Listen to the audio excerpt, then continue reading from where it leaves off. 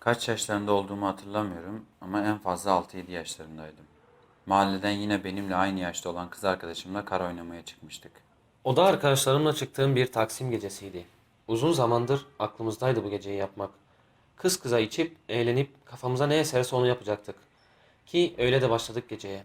Kadınların çoğu anlıyor aslında bakışlardan, dokunuşlardan veya sözlerden olup bitecekleri. Yine böyle aklıma geleni yaşayacağım bir zamandı. Dershaneden çıkmıştım. Yorgundum. Eve dönmek için metroya bindim. Yanıma oturdun. Bacaklarını hiç çekinmeden açıp yayıla yayıla oturdun. Normalde annelerimiz evin olduğu sokaktan ayrılmamamızı söylerdi. Ama bir seferine dinlemeyip sokağın sonundan sola dönüp yaklaşık 100 metre kadar uzaklaştık. Çok bir mesele değildi zaten, okul yoluydu ama sabah erken bir saatti ve etrafta kimse yoktu. Ben ve arkadaşım yürürken karşıdan bir adam geldi. Muhabbeti nasıl ilerlediğini bilmiyorum ama bize öğretmen olduğunu söyledi. Öğretmen deyince tabii öylece sessizce durup adamın sorduğu sorulara cevap verdik. Ama arkadaşım pek konuşmayan bir tipti. Adamın soruları bana bakıp sorduğunu hatırlıyorum. Adam bize ineklerden bahsetmeye başladı. Evet, gayet garip bir durum. Sabahın köründe iki küçük kız çocuğuyla sokak ortasına inekler hakkında konuşan bir adam.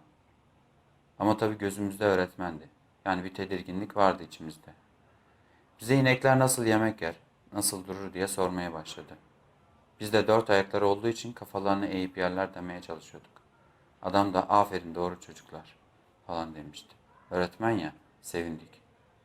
Sonra tekrar etti sorularını. İneklerin nasıl durduğunu gösterir misiniz diye. İşte biraz tedirgin hissettim o an. Arkadaşımla ellerimizi hafif öne götürüp eğildik. Çok değil, azıcık. Çünkü içimizde iyi olmayan bir his vardı. Sonra öğretmen bize yol ortasında konuşmayalım dedi. Ve en fazla iki kişinin sığdığı apartman girişine yönlendirdi. Biz de oraya yöneldik ve iki basamağa çıktık. Adam bize yine ineklerle ilgili sorular sormaya başladı. İnekler nasıl emzirir falan dedi ve elini fermuarına attı. O sırada erekte halindeki penisini çıkarmıştı. Ben ve arkadaşım bağırarak koşmaya başladık. Ve evin önüne geldiğimizde iyi ki arkamızda kimse yoktu. Biz kurtulmuştuk. Çünkü adam takip etmemişti bizi. Ama çok daha kötü şeyler de olabilirdi. Önce Küçük Beyoğlu'nda bir şeyler içip dans edeceğimiz bir yere gittik. Kısa bir süre sonra üçümüz de kafa dağıtmalık eşlerimizi bulmuştuk bile. Benimki normalde hiç takılmayacağım, baba parasıyla övünen zengin züppesi bir çocuktu. Tanıştık, dans etmeye başladık, sonra da yakınlaştık, tahmin edildiği üzere. Her şey gayet beklendiği gibi gidiyordu. Ta ki bana o iğrenç soruyu sorana kadar. Bakire misin? Soruyu sorduğu an donup kaldım adeta. Beynimde sorunun bir anda nereden, nasıl çıktığını düşünürken içkinin de etkisiyle ağzımdan evet cevabı dökülüverdi. Kendisinde benim bekaretimi sorgulama gücü bulan kahramanımız belli oluyor zaten yorumunu yapma hakkını da buldu.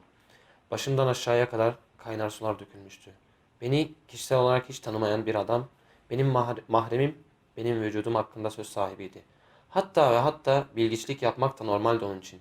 Çünkü o, kadın bekaretini tabulaştıran, bekareti namus meselesi haline getiren erkek egemen toplumun küçük bir neferiydi sadece. Bekaret ise biz kadınların taşıdığı koca bir külfet. Arkadaşımı çağırıp, bak bana bu mesajlar hiç normal gelmiyor dediğimde benim yanlış anladığımı söylemişti. Ertesi gün kız arkadaşım, onun sevgilisi ve ben beraber dışarıda yemek yedik, sohbet ettik. Daha sonra hep beraber sevgilisinin evine gidip oturacaktık. Yarım saat falan sonra sevgilisi kız arkadaşından içecek bir şeyler getirmesini istedi ve o da mutfağa gitti. O sırada telefonumdan bir şeylere bakıyordum ki ne olduğunu anlamadan o pisliğin bir elini belimde, diğer elini saçlarımda, pis yüzünü ve nefesini boynumda hissettim. O an benim şu an yaşadıklarım gerçekten oluyor mu diye düşündüm. Anlamlandıramadım 5-10 saniye. Ağzımı açtım konuşmak için ama sesim çıkmıyordu. Vücudumun sağ tarafında o pis nefesi hissettiğim her saniye adeta birer saat olup çıkmıştı.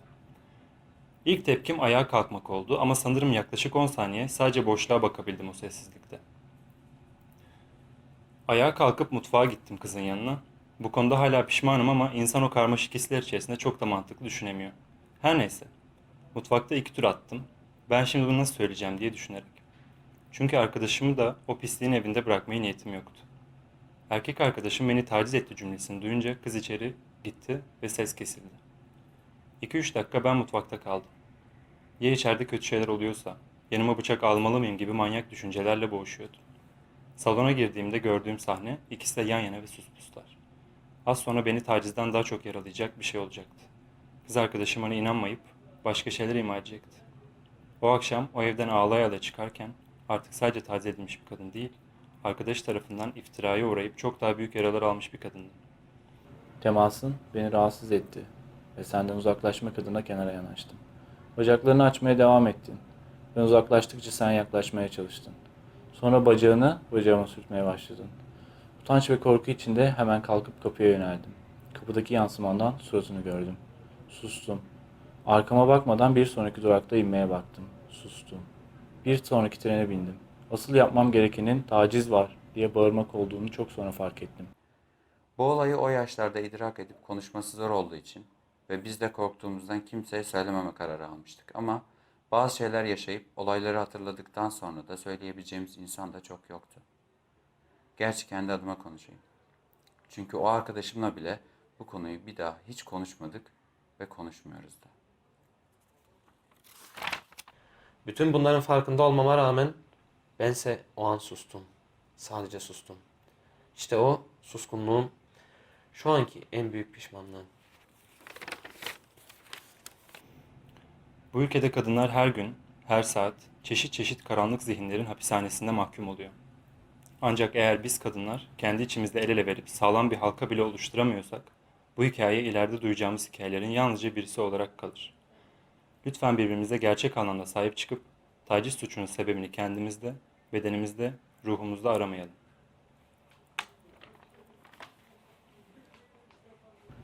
Konuşmak, anlatmak için hiçbir zaman geç değil. Bugün ve yılın geri kalan günlerinde de konuşmaya, tepkimizi göstermeye devam. Susmak yok.